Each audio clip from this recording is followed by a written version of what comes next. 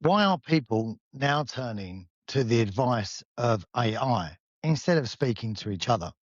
So, modern loneliness in midlife can lead you now to seeking out entertainment in other forms. So, if your dating life is not going well, if you've got problems within a relationship, you now have the option of Chat GBT or a similar sort of portal that you can type in your issues, your problems, whatever it may be going on, and you can be given advice that is clear, concise, and non judgmental.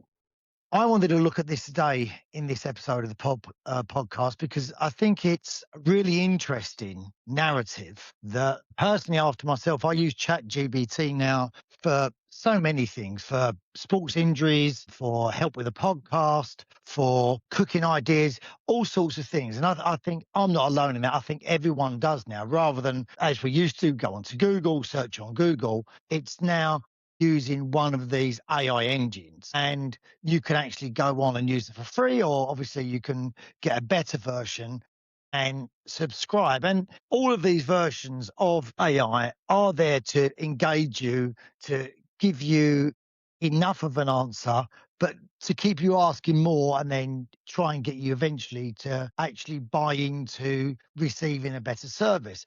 But in terms of dating, now with modern dating and with modern relationships, like we've said before, people aren't willing to settle anymore for being unhappy. They want their best life. I think the days of I'm just going to get through this and do it for the kids and suck it up, they've gone, and in my opinion, rightfully so. Because I think we're realizing, the old adages of "I'm here for a good time, not a long time," and we get one life, and you need to be enjoying every day. And that's not going to happen if every day you're getting up and you're finding it increasingly difficult to just get through because of the stress and you just realize you're not happy. And I think you get to a certain age after 30 where you start looking at life completely differently. And whether you're in relationships or not in relationships or dating or not interested, I think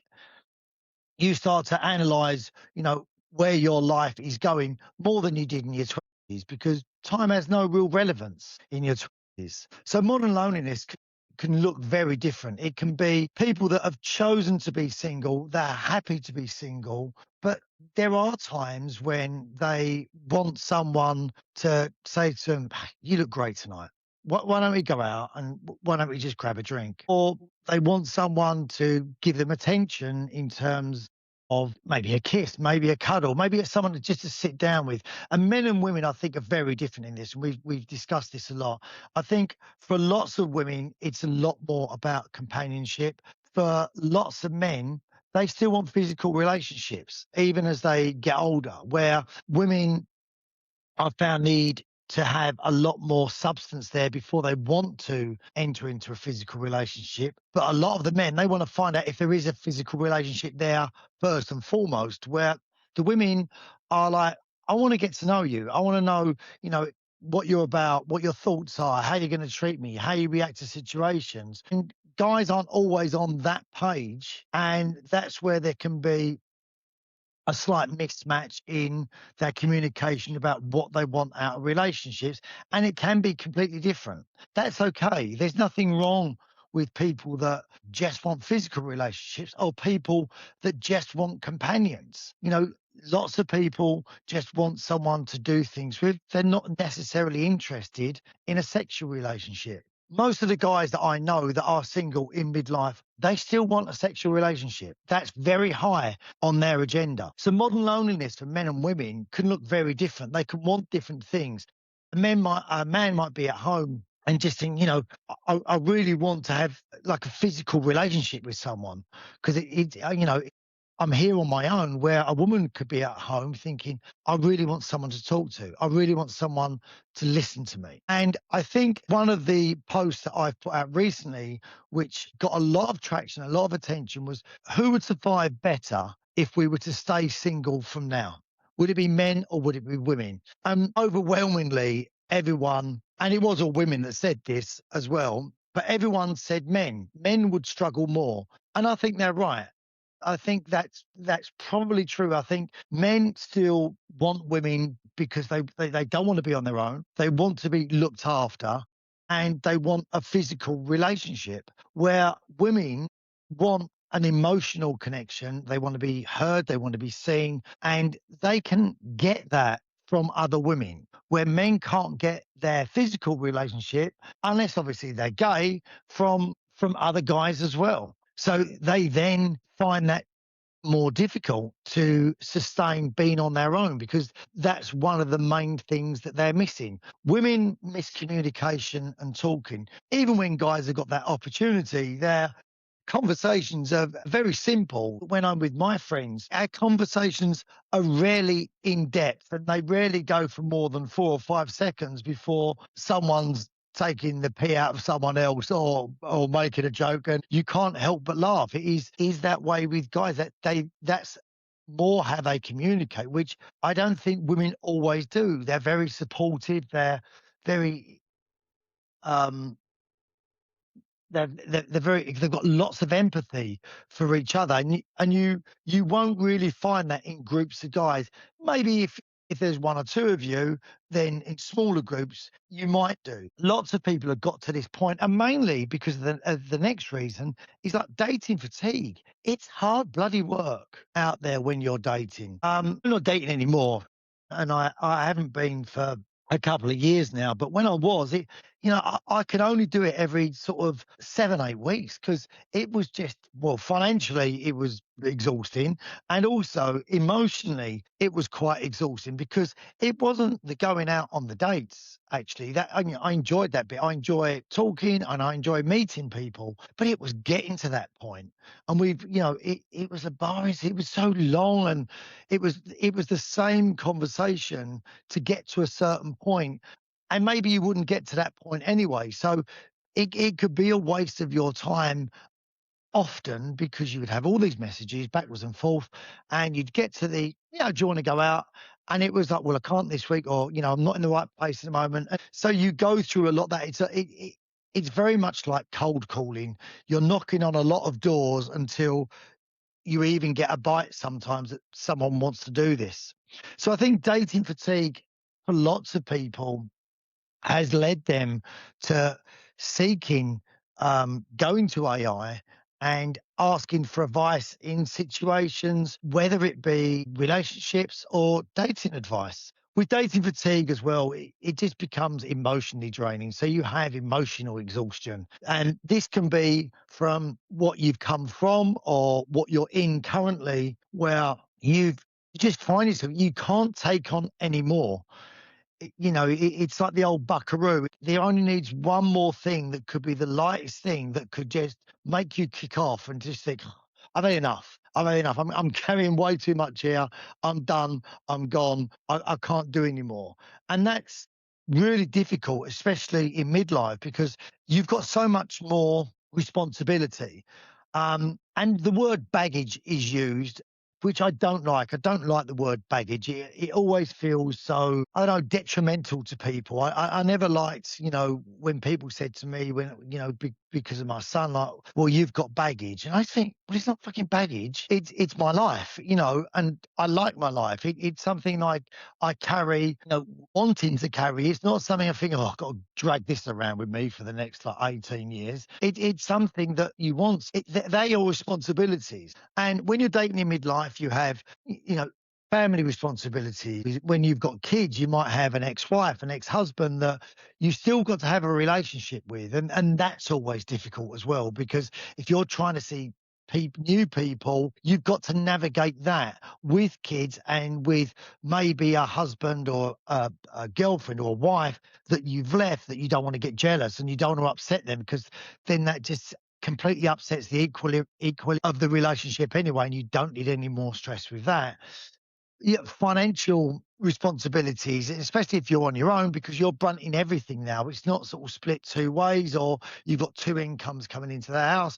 You're responsible for food, mortgage, cars, insurances, holidays, whatever it may be. So you've got that responsibility as well. And all that can weigh on you, especially when you meet a new partner, because that comes with certain demands, expected demands as well. In a new relationship, people do expect time. They do want you to give them time and to be there for them because, understandably, that's the only way that that relationship will grow. But that can be very difficult because you're not going to be available every weekend, because there may be weekends where you have your kids every other weekends, which is sort of standard practice for most people that are split up from each other and have got kids. So they're not going to tie in, and you may not have a support structure around you where you can actually call on people to look after the kids and it's a weekend. And I don't know about you guys, but I think I did that maybe once or twice for if it was a wedding or something that, obviously couldn't be changed. If when Zach was with me on a weekend, I would never choose to do anything else because my first choice was always to spend that with him the weekend. So anyone else that was coming into my life would have to understand that, which understandably, a lot of the time they didn't. A lot of the time, the women that I was dating were younger than me and they may not have had kids, or so they didn't really understand that dynamic of, I don't get that. Why would you do that? And I think that comes through having kids. You have more understanding of, well, okay, I get that you can't do every other weekend. So it is important. And all of that can be just emotionally exhausting sometimes, where someone else coming in, making more demands of you, you just get to the stage where something's going to have to give here. And, I'm not giving any anything up that I've already got. So it's going to be the person I'm dating, that new relationship. So that requires a hell of a lot of understanding. And you may be the one that's been asked to have that understanding. And you might be finding that emotionally exhausting as well, because it is. Well, and we've already said about, the use of AI in terms of how men and women communicate differently. So how people put questions to AI will probably differ as well. Men will be very blunt with it. Women will give it a lot more information. Um, and we're going to look at that later on in this episode as well. A lot of this is also about validation. It's feeling validated for your opinions and your thoughts and your reasons. You want someone to not judge you but validate you. And it's not a case of going, you know what, you're right, he is a wally, or yeah, she's out of order. It's not that. It gives you sometimes answers that aren't judgmental. They're not biased. They're not based upon, AI knows you. It will know the more you use it about you, obviously. But it's not sort of, it's not worried about upsetting you. It's not gonna not tell you something that you need to hear because, you might take offense to it. So it gives you that validation for people when they use that we don't always, guys don't get validation from each other, very seldom, and women do that a lot, but sometimes it's probably not in the right way because it's not an honest opinion, because you're supporting your girl, so you're gonna have their back, you're gonna be behind them.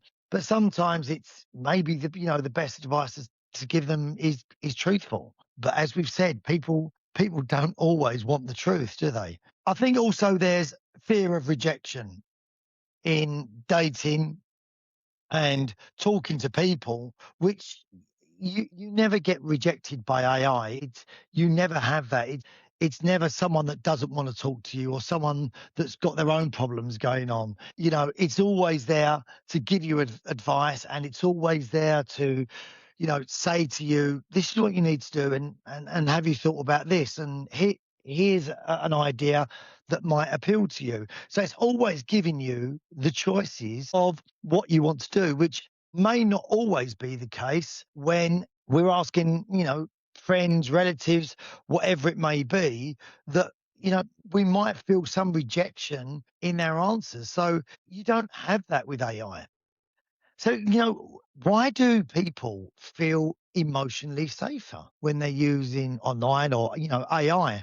And I think a lot of that is they're not judged. No one's judging you. You can literally, without fear of, talking to someone that's going to have a conversation with someone else. That's another reason. You know that this is well, I say, it's completely confidential. I'm not a tech guy, but for all intents and purposes, you kind of know that you can be honest with this and not be judged. You're not going to be judged by AI, and that's going to be safe. It's not like telling someone that, after you've told them, you think, oh, that was a mistake, because they're going to tell another four people, and they're now all going to know what's going on, and then it gets slightly changed, and people don't actually tell each other what you've told them word for word. It's Chinese whispers. It slightly changes, and then that can give you a load more problems that you really don't need. So a lot of the time, I think that's why people feel safer with it. They can be honest. They're not going to be judged. It's going to give them attention, and it's going to be there for them whenever they want it to. 4 o'clock in the morning, it's there. When going to the train to work, it's there. And it's confidential, and it can be almost a subconscious voice for you. So I thought it'd be interesting actually to ask ChatGPT about midlife dating. And so my question was to it, that we're going to discuss for the rest of the podcast: what advice would you give someone that was single looking to date in midlife? And it said, this was its reply. It said, if someone in midlife asked for dating advice now, I'd probably say, stop treating dating like a rescue mission. Stop trying to win at dating. Stop chasing intensity. Start paying attention to peace, consistency, and emotional availability. And I thought these were really interesting, actually. Lots of these, I think guys are still trying to win at dating. They're still trying to get the girl. They're still looking for that girl in their arm that is going to validate them. And they still want everything that they probably wanted when they were 25. And for lots of them, guys, they are chasing that intensity. I know I did, and I'm not ashamed of that. I wanted intensity in a relationship when I had a relationship, and I want intensity in my relationship now. I don't see intensity as a bad thing. I see intensity as, you want to be excited. I still want to be excited in my relationship. I still want to feel like I did the first time, and that's hard to sustain. Completely, I get that. And then it says about the start of paying attention to peace. Now, for me, the peace is like lack of drama. I think that's the peace for most people. When we sort of talk about finding peace, it's not about quiet as such. It is about just calm. And consistency is a big thing as well. And I think finding your consistency, and I think everyone's consistency is very different. What consistent for me is someone that's going to reply to messages when I send them messages, because that's how I am. I'll always reply to messages when I get them. We all know people that are a nightmare on their phones at replying to messages, and you'll see them read it, and then you won't get a reply back for 2 or 3 hours. That drives me nuts. I remember in a relationship that I had not so long ago, I was told, we're not 10. That's what she told me. She went, we're not 10. We don't have to do that. And the first time I heard that, I thought, geez, she's right. We're not 10. And then the longer it went on, and the more it just frustrated me, annoyed me, I thought, you're right, we're not 10. We're bloody adults. So if you see a message, reply to it. It's not that hard, because you're replying to other people, obviously, or sending messages to other people. So why have I come so far down on your priority list? You've seen a message from me, reply to it. And that's not a right answer or a wrong answer. That's just different people's consistency. Her consistency was someone else doing the same to her. They'll reply 5 hours later, and, that's fine for you because you do it as well. For me, it's not fine. So everyone's consistency is very different. So I think that's a very good point. Emotional availability, I think that's thrown around a hell of a lot now, like a lot of words. I think it just means that you've actually got to be ready to throw yourself into something. What I have found as well, I was always ready to throw myself into something that I wanted to. I think people use they're not emotionally available when they don't want to throw themselves into something. And it is a get out now. I think sometimes if girls are dating you, let's say, and they give you the line of, I just don't think I'm emotionally available, Elliot. I usually saw that as like, yeah, I'm just not that into you now, So I've got, I want to do something else. I'm speaking to someone else already online, or I've met another guy when I was out the other day. I want to see what that's like. And we all want honesty, but sometimes we don't always want to hear it. So, I think sometimes emotional availability can just be about where the person is at that time, and emotional availability is about their emotional availability for you. They'll be emotional available for someone else, but they're just not emotionally available for you. So basically, what that means is, yeah, they're just not interested. Um, he then went on to say that a lot of people in midlife are dating while they're exhausted, carrying trauma, carrying divorce wounds, financially stressed, insecure about aging, scared of wasting time, and terrified of rejection. That actually pretty much sums up my perfect woman. All those things. That's what I'd put into a dating app that I'm looking for. And I think, all of us can say that. A lot of all of us are those things. We're exhausted from dating in midlife sometimes. We're all carrying trauma of some descript from something or other in our life, I guess, whether that's something that we recognize that's recent, or maybe something that we don't, we're not even aware about, even aware of ourselves, because it happened in our childhood, and it just, because it might have affected the way that we think, the way that we see relationships, the way that we give love, the way that we receive love. Carrying divorce wounds, I think that's common.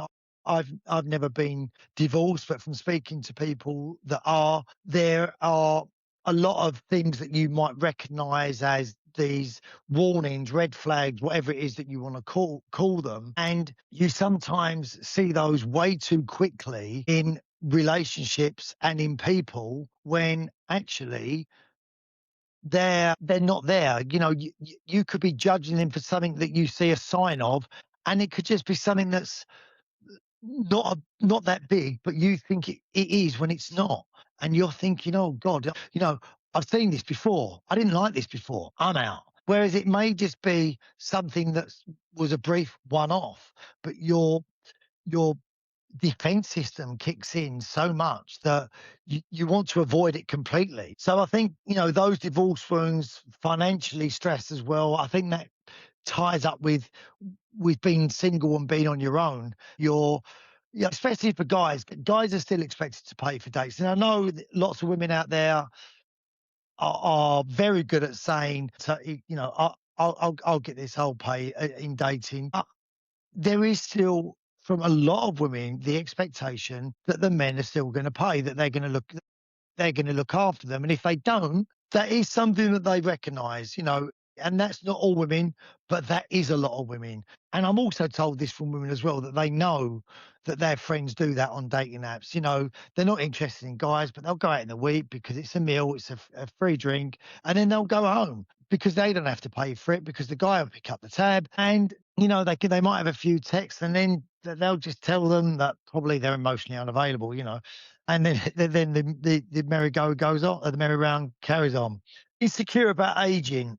I think we all do that to a certain degree.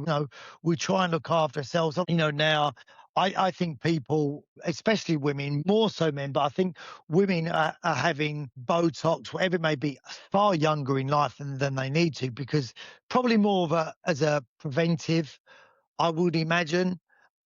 But I think we're all worried about our aging. And I don't think it's aging. I think it's how we look to other people. We we want to look our best, and we don't look like we did when we're 25.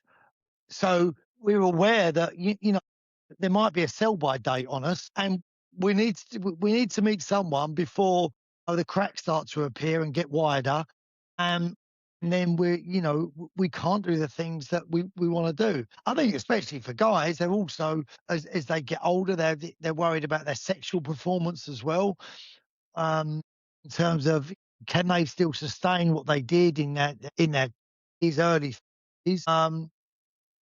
And obviously they can get help with that as well now. So it's but I think that's insecure. I think for women, it's more about looks. For guys, I think it's more about, how they are as a person, and can they still get a girl?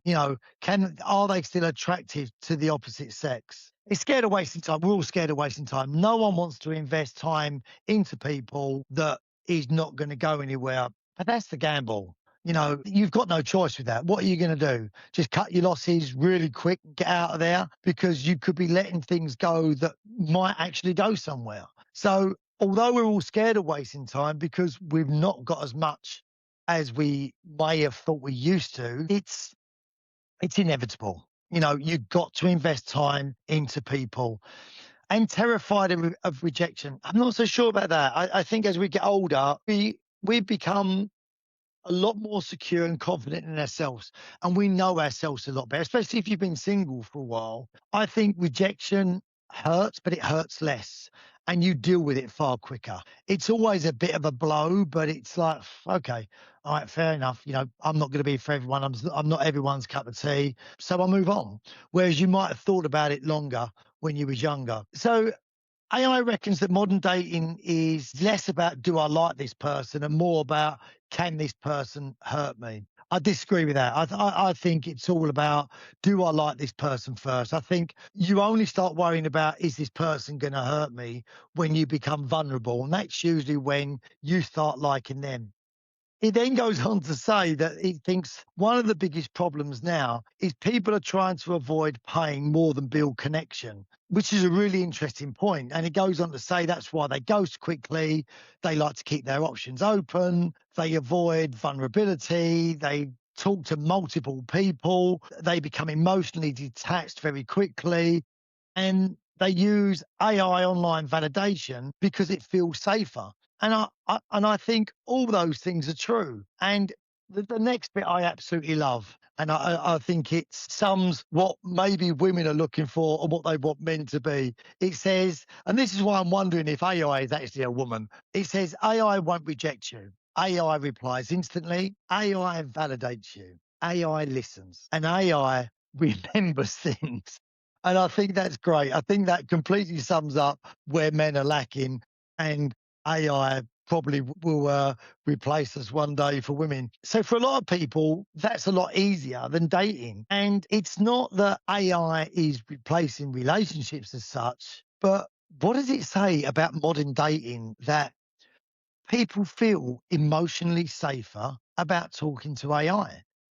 Is AI the new therapy? Are therapists now, going to be redundant because people are no longer sort of going to pay to see a person? They can do this online, pick up their phone, laptop, wherever it may be, and just get feedback instantly wherever they want. Other people are always going to want to see a person in general. I get that.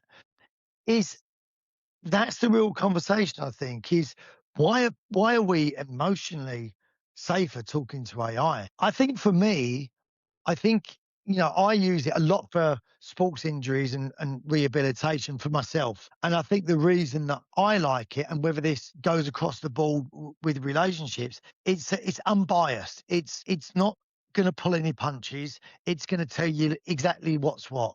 You know, should you do this? Yes. Or it will say, no, you shouldn't do that. But what you should do is X, Y, and Z first to get into that. The other thing that he went on to tell me, AI, about midlife dating was, and this is probably AI's like view of us all dating in midlife. And again, it did stop me because it said people need to stop pretending they're 25. At 25, excitement was enough, attraction was enough, and chemistry was enough. At 45, people are looking at peace, consistency, emotional safety, lifestyle fit, communication, and reliability. And it said that's why a lot of people in midlife struggle on apps, because the apps are built around, and this is what we said in last week's podcast, appearance, novelty, dopamine, and attention. And that's what the apps drive. You know, like I said last week, the first thing on apps is appearance. I don't care what you write in your biography. the first thing people judge you on is the first thing they see, and that's you. It is a novelty when you first go on dating apps because it's like, well, I'm getting all this attention. This is great. And there is that dopamine hit of like, someone's like me and they're really hot. This looks good. Um, and you're getting attention. If you're not getting attention and you put your photo on an app, and all of a sudden 6 or 7 guys or 6 or 7 girls all like you, it does sort of make you go, oh, maybe, maybe I've got something still. Maybe I've still got something to offer. So that's the thing about the online dating. But I can't help but look at this and just think this is like the at 25 thing is more about men when they're dating. And I'm, when it said excitement was enough, attraction was enough, chemistry was enough, I would still want those things in midlife dating. If, and I know guys that are my age, or in midlife, they still want those things. They still want the excitement and the attraction and the chemistry, but it's that's not just what they want. They want reliability, communication. I think lifestyle fits a massive one when you're dating relationships in midlife. Is you've got to have enough common interest to do together, but enough common interest where you're not always together. So you've always got that independence still. So you can always go off and do your own things, but also have things that that you do together. Communication a massive thing as well, obviously.